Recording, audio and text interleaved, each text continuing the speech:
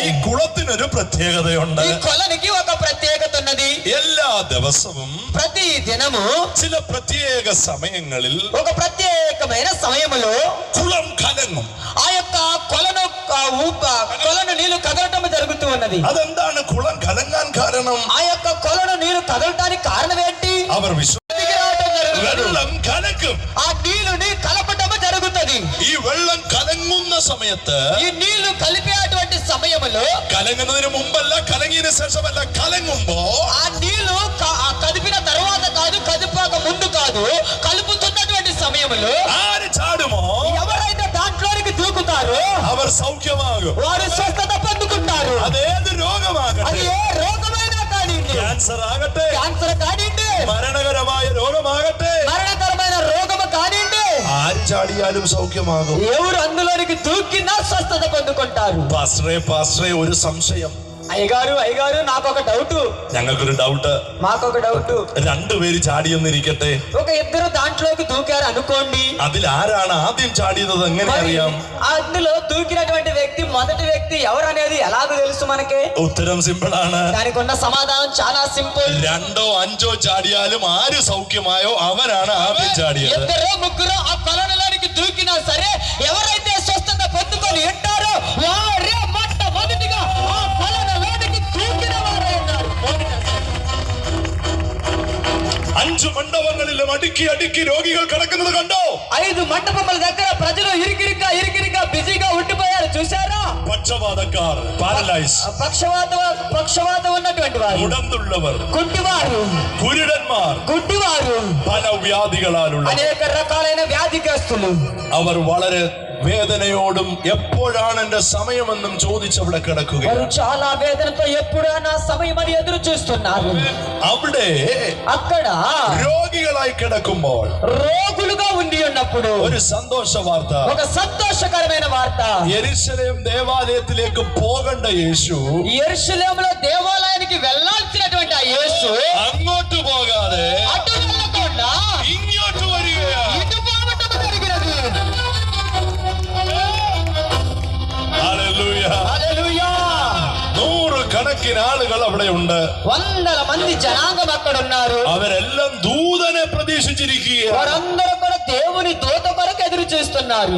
പാസ്റ്ററെ, ഉപദേശി, ఓ పాస్టర్ గారు, ఓ బోధకుడా, ഇത് 2026 ఇది 2026 సంవత్సరం అయ్యా, నీకు తెలియదా నిజు గారు? ഇപ്പോഴും ദൂതന്മാരുണ്ടെന്നൊക്കെ പറയുന്നത് മണ്ടത്തരമല്ലേ? ఓ ఇప్పుడు కూడా దేవుని దేవతలు ఉన్నారు అని చెప్పడం వెర్రితనం కాదా? ഞാൻ നിങ്ങളോട് ഒരു അനുഭവം പറയാം. నేను మీతో ఒక అనుభవాన్ని చెప్తాను. 1901 1991వ సంవత్సరములో అమెరికాలో ഒരു കൊച്ചു ഗ്രാമത്തിൽ ఒక చిన్న గ్రామములో തോമസ് എന്ന പേരുള്ള ഒരു മനുഷ്യന്റെ ഭാര്യ മേരി ഗർഭിണിയായിരിക്കുകയാണ്. തോമസ് అనేటువంటి ఒక వ్యక్తి యొక్క భార్య మేరీ గర్భవతి అయినది.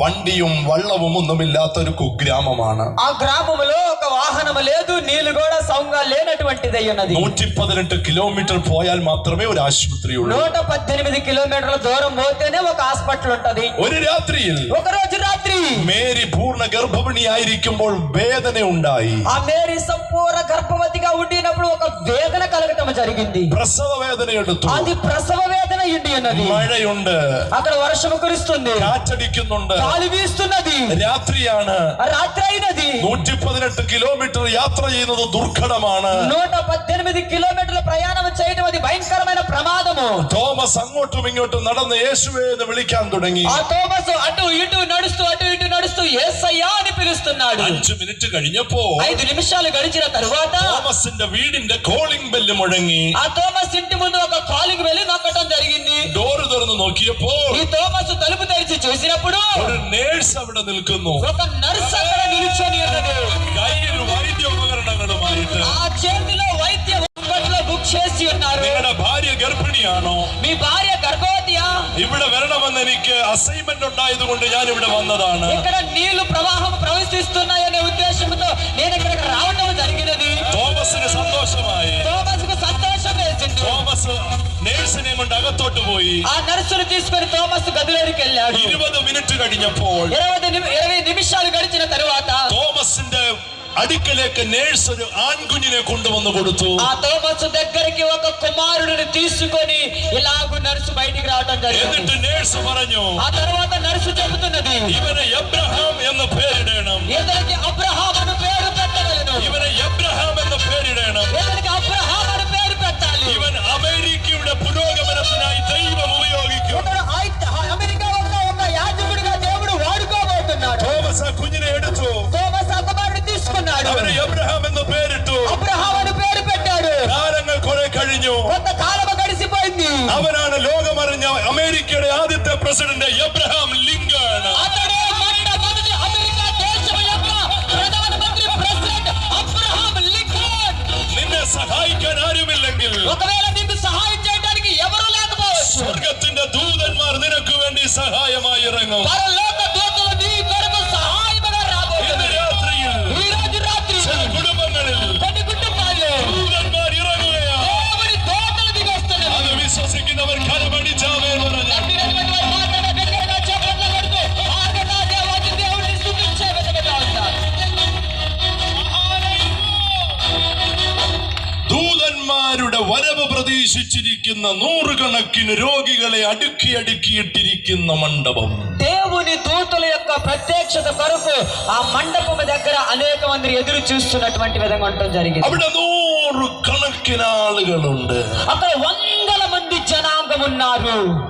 അവരാരും മൊബൈൽ കളിക്കുന്നില്ല, వారు ఎవరు మొబైల్ ఫోన్ ఆడలేదు, അവരാരും കാര്യം പറയുന്നില്ല. వారు ఇటు అటు ఎవరాలు పెట్టట్లా కూర్చొని మీలాగా. അവരെല്ലാം വെള്ളത്തിലേക്ക് നോക്കി കിടക്കുകയാണ്. వారందరూ కూడా నీటి వైపు శ్రద్ధ చూపి చూస్తున్నారు. എപ്പോൾ ചലിക്കുമോ ఎప్పుడైతే ఆ నీళ్లు కదులుతావో അപ്പോൾ ചാടാനായി. అప్పుడు గంతు వేయట కొరకు. അങ്ങനെ ഇരിക്കുമ്പോൾ అలా కూర్చొని ఉన్నప్పుడు സുമുഖനായ ഒരു ചെറുപ്പക്കാരൻ, ఒక యవ్వనస్తుడైనటువంటి యవ్వనుడు തേജസ്സുള്ളവനായി మహిమ కలిగిన వాడై കാലുകൾ വെച്ച് നടന്ന് നടന്ന് അവിടേക്ക് വരികയാണ്. అతడు అలాగూ నడుస్తూ నడుస్తూ అక్కడికి వచ్చేసాడు.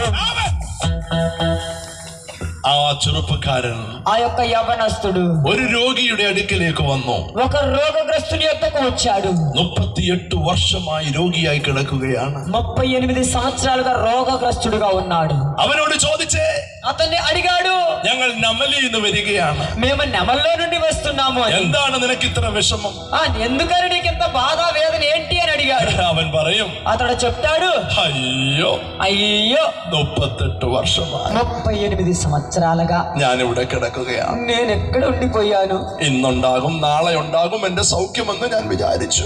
ఈ రోజు కలుగుతుందో స్వస్థత, రేపు కలుగుతుందో స్వస్థత అని ఎదురు చూస్తున్నాను. എന്നെ സഹായിക്കാൻ ആരുമില്ല. నాకు సహాయం చేయడానికి ఎవరు లేరు. നീണ്ട 38 വർഷങ്ങൾ అలాగా 38 సంవత్సరాలు ഞാൻ വിടുതലിനായി കിടക്കുന്നു. నేను విడుదల కొరకు ఎదురు చూస్తున్నాను. ഇതുവരെയും ഞാൻ വിടുതൽ കണ്ടില്ല. ఎంతవరకు నేను విడుదల చూడలేదు. നമലി ദേശമേ, ఓ నెమలి ప్రదేశమా, നിങ്ങൾക്കൊരു സന്തോഷ വാർത്ത. నీకు ఒక సంతోషకరమైన వార్త. നിന്റെ വിടുതൽ താമസിക്കുന്നു എന്ന് നിനക്ക് തോന്നുന്നു. నీ యొక్క విడుదల ఆలస్యమైంది అనుకుంటున్నావా? നിന്റെ വിടുതൽ ദൂരെ ആയിരിക്കുന്നെന്ന് തോന്നുന്നു. నీ యొక్క విడుదల ఇంకా చాలా దూరం ఉంది ഒരു అనుకుంటున్నావా? സന്തോഷ വാർത്ത. సంతోషకరమైన వార్త. ഈ രാത്രി നിന്റെ വിടുതൽ രാത്രിയാണ്. ఈ రోజు రాత్రి నీ విడుదల రాత్రి. ഈ രാത്രി നിന്റെ സൗഖ്യത്തിന്റെ ఈ രാത്രിയാണ്. రోజు రాత్రి నువ్వు స్వస్థత పొందుకునే ഈ രാത്രി നിന്റെ അത്ഭുതത്തിന്റെ രാത്രിയാണ്. ఈ రోజు రాత్రి నీ యొక్క అద్భుతమైన రాత్రి. స్తోత్రం. അവന്റെ അടുക്കിലേക്ക് అతని దగ్గరికి യേശു ചെന്നു. యేసు వచ్చాడు. യേശു ചെന്നു. యేసు వచ్చాడు. നമലിലുള്ള എല്ലാവരും പറഞ്ഞാട്ടെ, യേശു ചെന്നു. అందరు నెమల్లో ఉన్న వాళ్ళందరూ చెప్పండి, యేసు వచ్చాడు అని. യേശു వచ్చాడు. యేసు వచ్చాడు. యేసు వచ్చాడు. హే, యేసు వచ్చాడు. హే, యేసు వచ్చాడు. దూതനല്ല, దూతగా కాదు, యేసు వచ్చాడు. యేసు వచ్చాడు. వారు దేవుని దూతల కొరకు ఎదురు చూస్తున్నటువంటి ఆ సమయంలో యేసు స్వయంగా అక్కడికి రావడం జరిగింది. നീ ദൂതനെ പ്രതീക്ഷിച്ചിരിക്കുകയാണോ? నువ్వు దేవుని దూత కొరకు ఎదురు చూస్తున్నావు.